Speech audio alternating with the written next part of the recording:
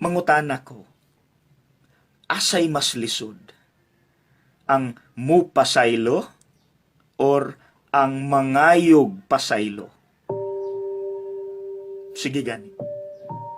Sigurado ang atong itubag. Lisod puros, Father. Yes. Dili ika-deny. Sorry seems to be the hardest word. Sige, akong isgutan ning mupasaylo.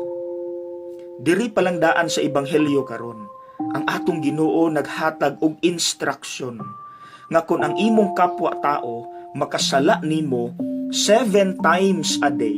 Imagine, 7 times a day, imo siyang pasayloon kapitopod.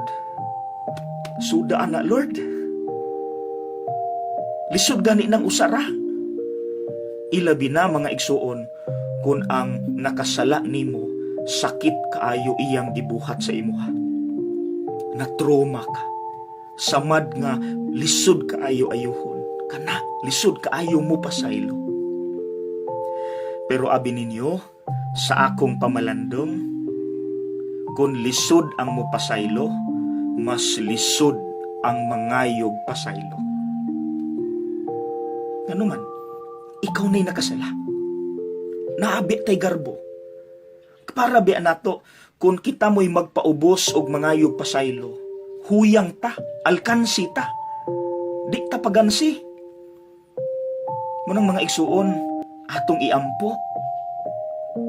Nga unta tagaan ta sa grasya, nga ilabi na kung kita mo'y nakasala. Mupaubos ta sa tong kaugalingon.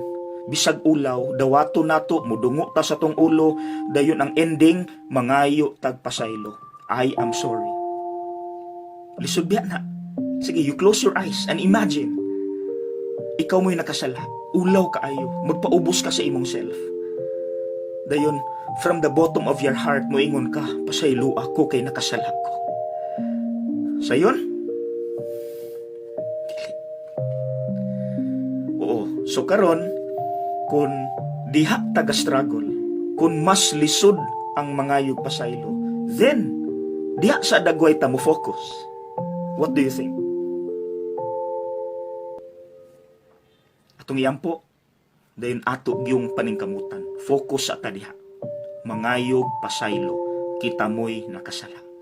I am sorry from the bottom of my heart.